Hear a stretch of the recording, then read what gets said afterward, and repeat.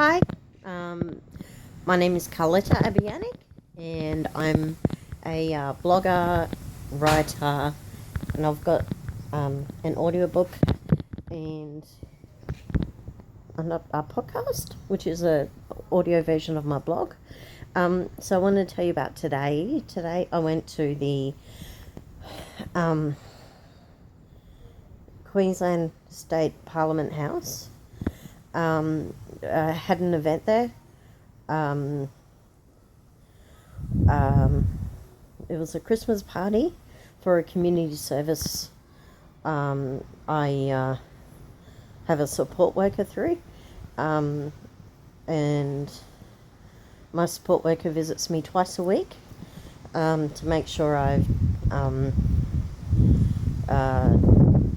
my budget, done my shopping list, got my appointments written down for the week and the coming up, and soon she'll be sitting with me to do filing. I sort my medicine. I pack it into boxes, like a week's worth in each box. I got 2 boxes, stuff like that.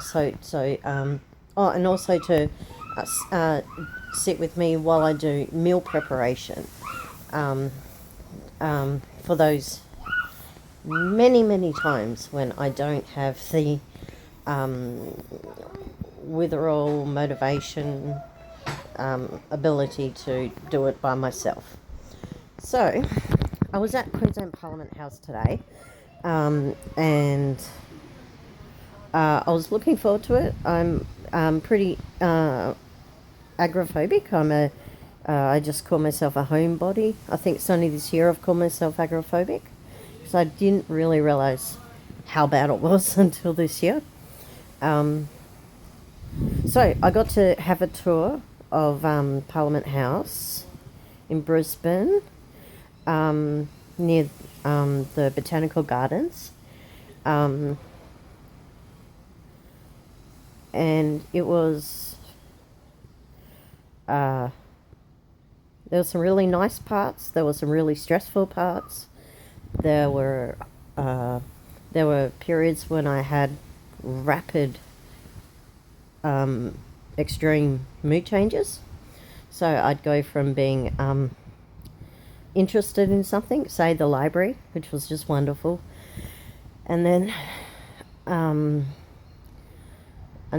within I think a few minutes later or straight after, we had to walk up these stairs to another floor, and that just wiped me out. It utterly exhausted me, because this was like nearing the end of the tour. So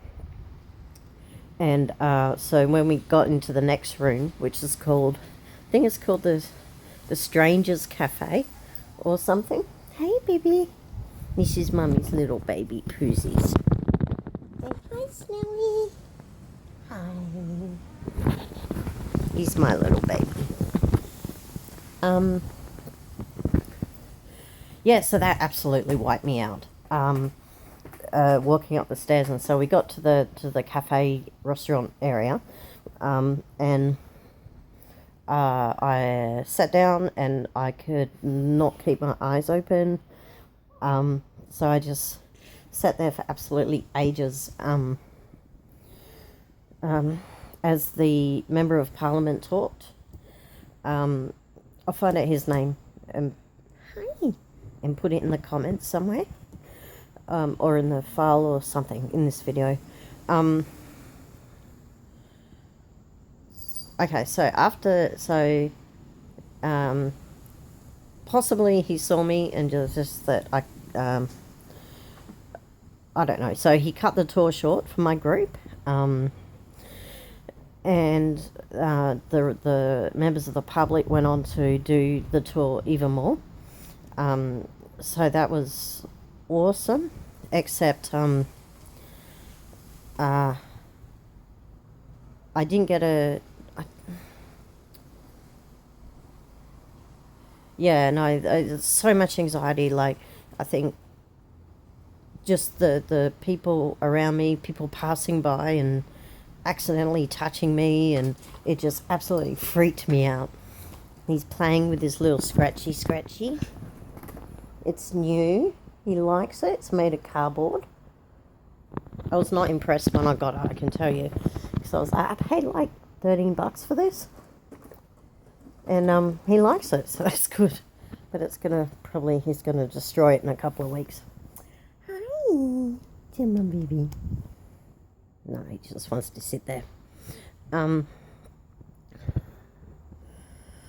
Okay, high anxiety.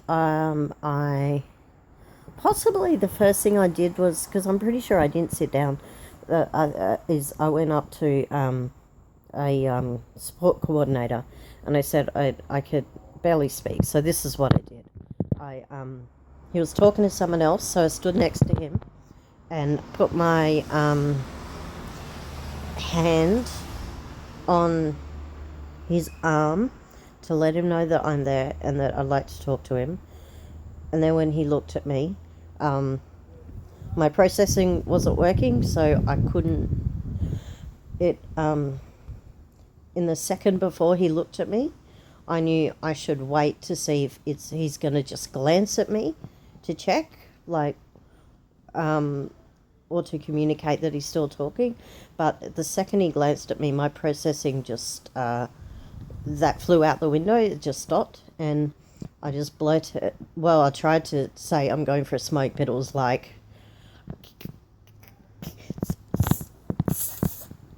downstairs, you know. And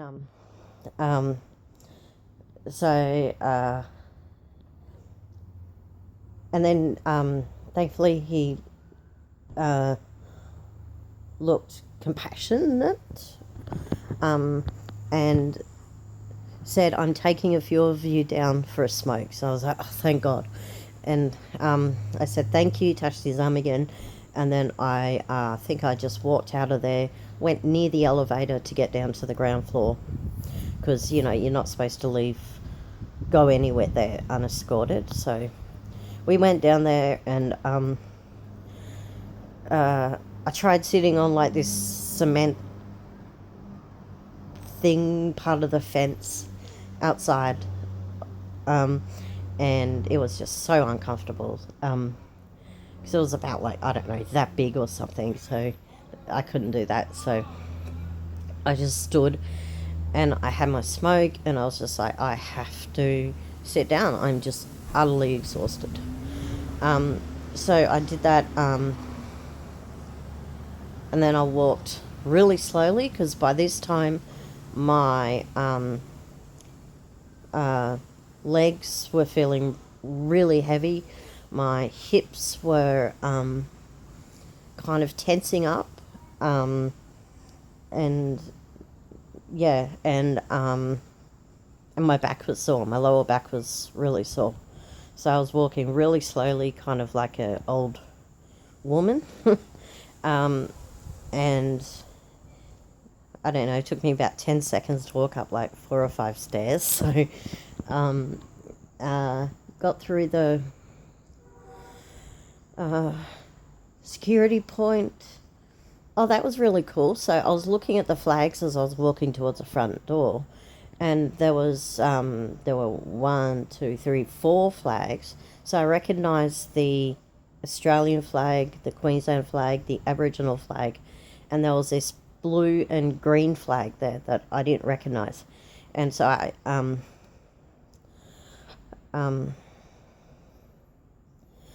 and so I put all my things into the, you know, security tray to go through the scanner, and then I started talking to him, and then after a few seconds I realised that he actually had a job to do before he could have a conversation. So I said, oh, you need to look at the video.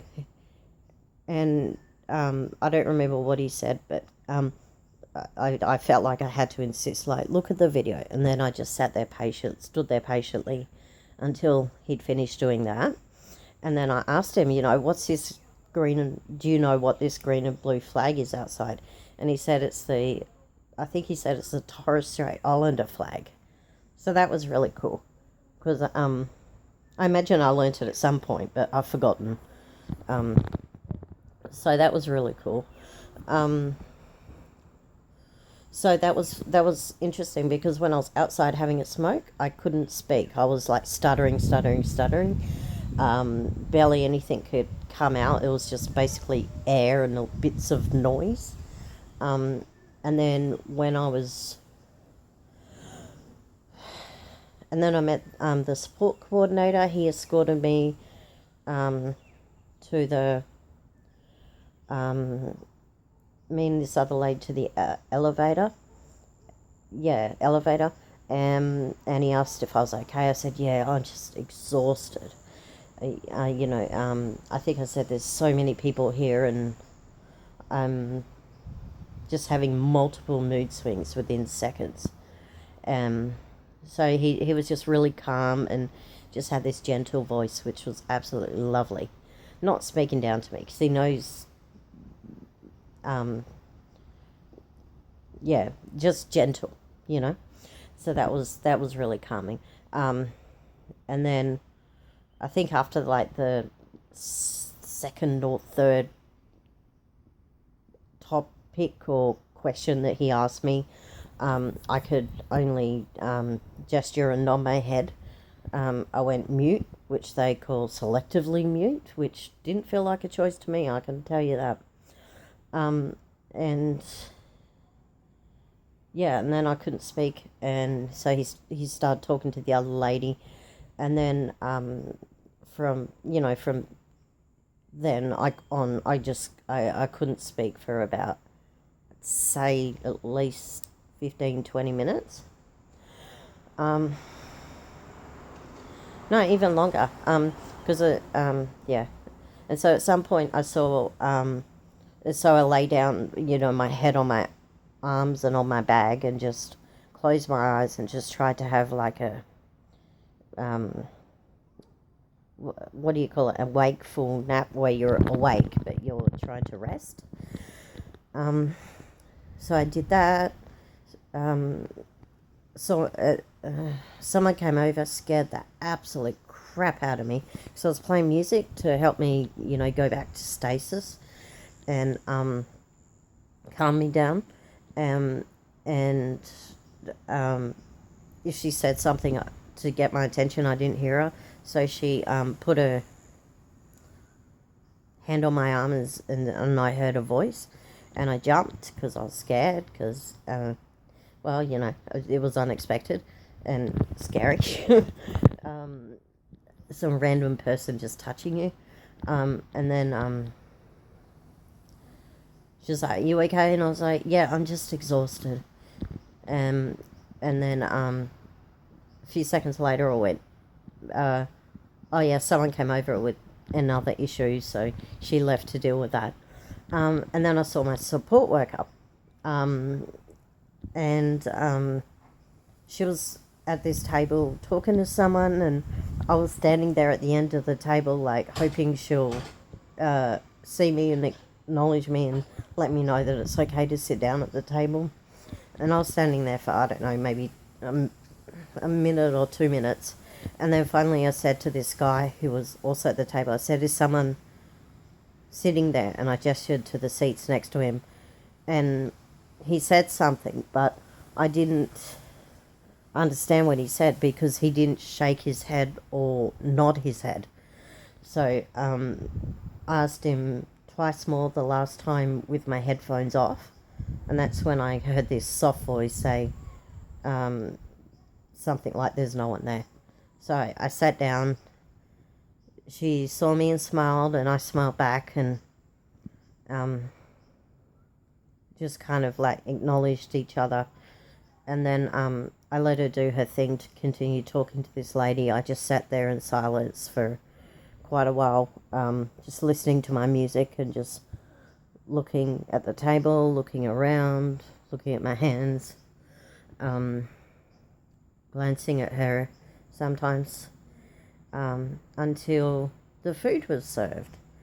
And then by the time I was almost finished my meal, my support worker came back to the table with her meal, and that's when I could finally talk again.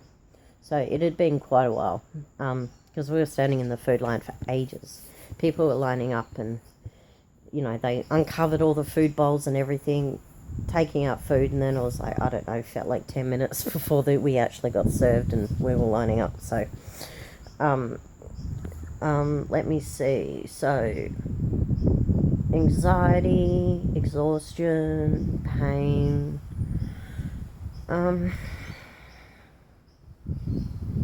stuttering, mute, resting.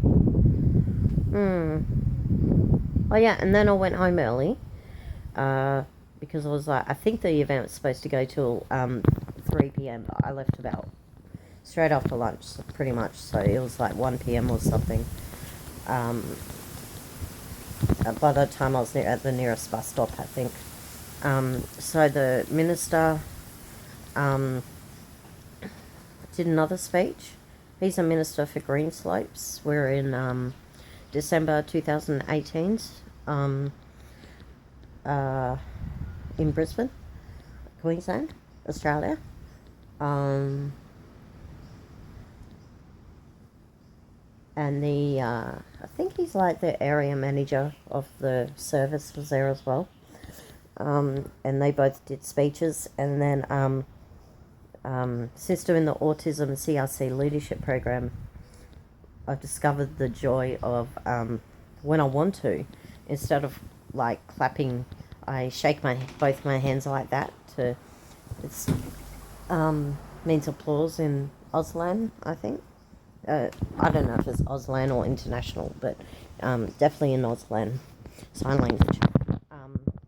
So I did that, and then said goodbye to a few workers that I knew, and went home. And oh my god, the journey home! Oh my god! So I went to the nearest bus stop, looking at the route, and there were heaps of buses like listed, and I couldn't see any that would take me to the nearest station that I wanted, which is like along the main busway near the city. And then finally at some point I realised that the buses were for afternoon buses only, and no, like as in they start at 4 p.m, go till late at night. So I was like, okay, so I moved down to the next bus stop, looking there at their routes, and it said for university students and lecturers and staff only. So I was like, okay, that's I've got to walk some more. So I went to the third bus stop, and that was a free city loop, thankfully. So I took that, and I was on the bus stop, and I sat in the disabled seating area because I was just so exhausted, and my legs just weren't, my hips were still seizing up a bit and stuff like that. And then these two people got on the bus, and this guy said something to his companion or the person with him and gestured towards me, and it looked like they were talking about me and saying, I heard the word she, I'm pretty sure I heard the word she, and deserve. So as if, she thinks she deserves to be there. And I did feel like that because before they got on the bus, I looked over at the disability sign to see if there was anything about, autism or whatever. And it was like, no, it's just physical disabilities. That was pictured. And parents, obviously, my mother's, parents, obviously, and the elderly. But then I realised, you know what, I'm on the disability pension. I have a concession card. So I thought, I think I've got a right to be here. I want to make a hasty exit out the bus. Don't have the energy to be walking down to the middle of the bus, which sounds stupid, but honestly, so low energy. So I saw my doctor a few days ago, and he said my iron count is at 20, and he said it's barely within the range. It's like the last number before you're too low. So he said when you don't get enough iron for the day, you drop below the minimum threshold. So that's partly why I'm exhausted at the moment. So I'm shopping tomorrow. Going to get some really cool food. Going to make I'm going to make some really cool food. And let me see. Ask about supplements. I'm lactose intolerant, so I have to drink soy milk. And as far as I know, tablet supplements don't go together with or counteract the effectiveness of tablet iron supplements. So I've got to see my chemist tomorrow and find out what I can take for that.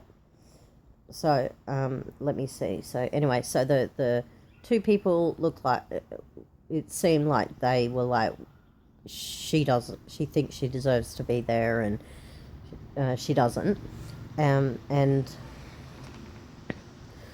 so I got off in the city, and then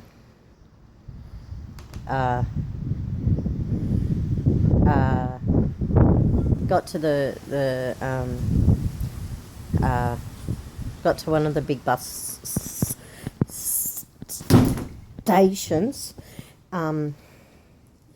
and I couldn't see any like bus routes, so or bus numbers. It just said, south side, north side, and a few, like maybe 3 or 4 destinations, end destinations. So I stood there for a while just looking for where do I go for bus information. Didn't see any timetables or electronic timetable thingies.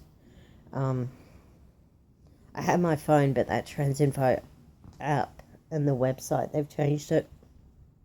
And it's just so busy and confusing for me still. So I didn't... It was just like, I just don't want to deal with that because it'll make me worse. Hi. My little baby's listening to me. Look at him. Where is he? Hi, Tony. Yeah. Okay, so...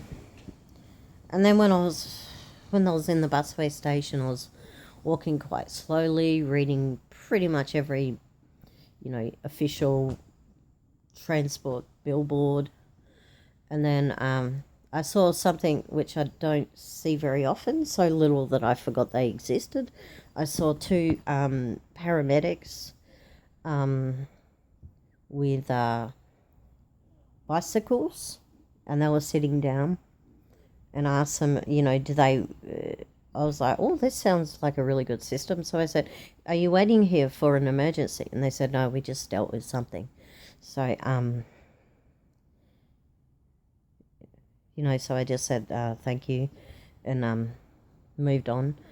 And then walking super slowly, but, oh no, that's right. There was this another sign, and it had so much information, but none of it that I needed. And then I got incredibly confused and frustrated again, and I was going like that, I think, or like that, to try and just focus on reading and deciphering and sorting all this bus information. And then I saw a stop that I could go to. So I was walking down slowly. And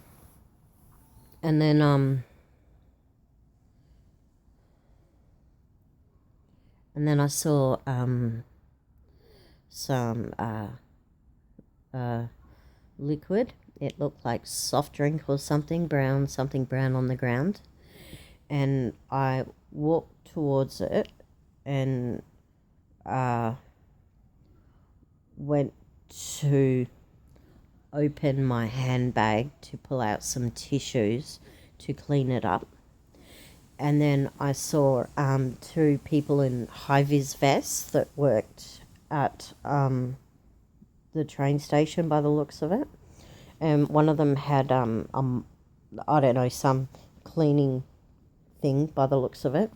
So I said, and I realised that I didn't have enough tissues anyway to clean up the mess. So I stopped and I said, ask them, they'll do it. I was saying it a little bit out loud to try and cut through all the racing thoughts that were just there.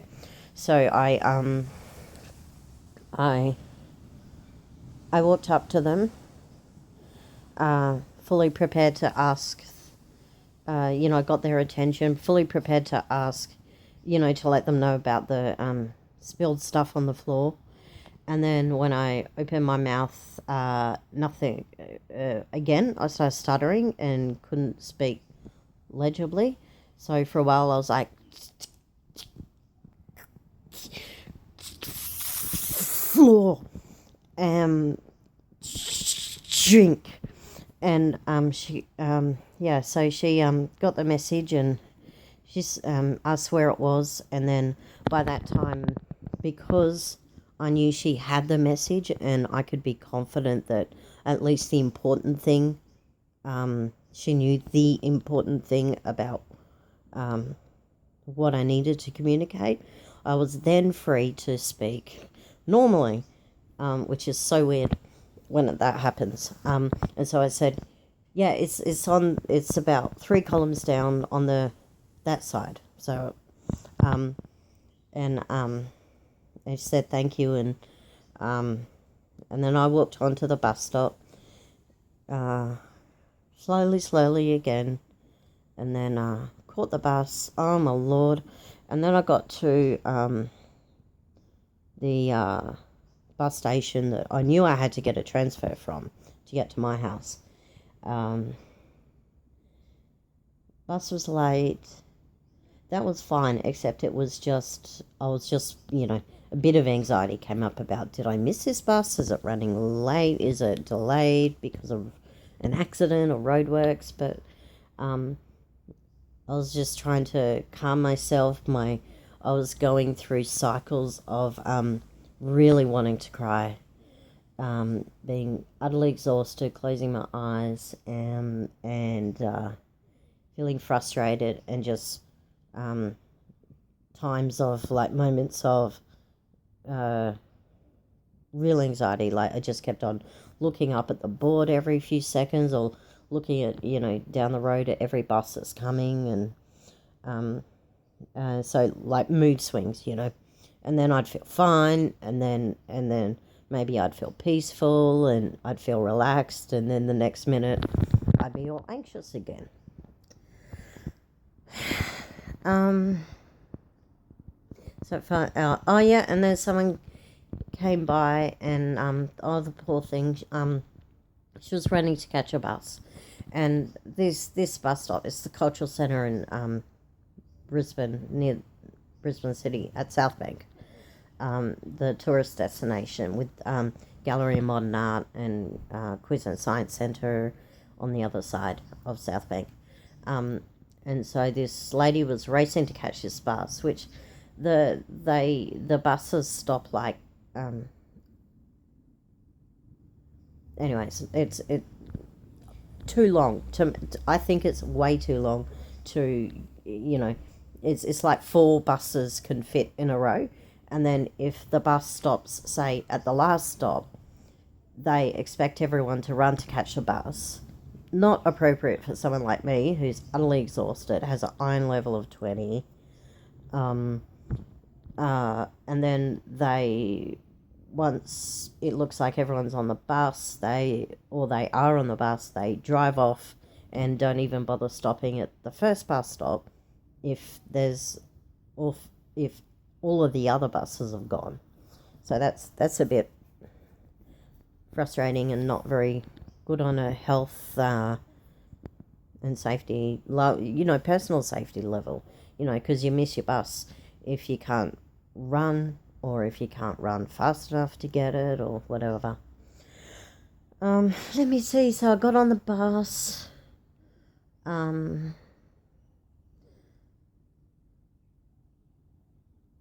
Absolutely exhausted.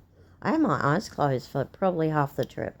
Like, I kept, there was a certain point where I knew I was nearing, where I needed to go, my house. And, I kept my eyes open from then. And then the walk home was just so slow. And I saw some rubbish on the ground, and I picked it up. There were five things, I think, outside this one house, and I was like, yeah, that doesn't look good. Because it's a lovely neighborhood, it's quiet, it's peaceful, full of trees, full of grass, and beautiful houses. So I was like, yeah, I kind of want to help make this place look even nicer. So that went in the bin. I was grunting every time I bent down to pick things up, holding on to the fence. I was really worried about being attacked, but I couldn't. Maybe in emergency I could have walked really fast or run, but I didn't feel like I could push myself to walk normally or to walk fast. So I was literally inching forward. Found this native tree, collected a specimen of leaves and a branch. So we got this, which is a piece of the flower. I'm pretty sure it's called a bottle brush tree. I first saw bottle brushes in Western Australia, but they're here in Queensland as well. So, yeah, it doesn't really have a smell. Oh, no, now I can smell it. Okay, I can smell that. So they're going to be lovely if they bloom. And then I picked up a rock on my way home. Where is it? Yeah, so that's what it looks like. Can you see all the kind of layers? It's not very good, but I love all the layers on that. What else? And then the other side's just got dirt. Where is it? It's pretty dirty. So I'm gonna give it a little wash and brush it with a toothbrush. And now I'm home. I'm resting.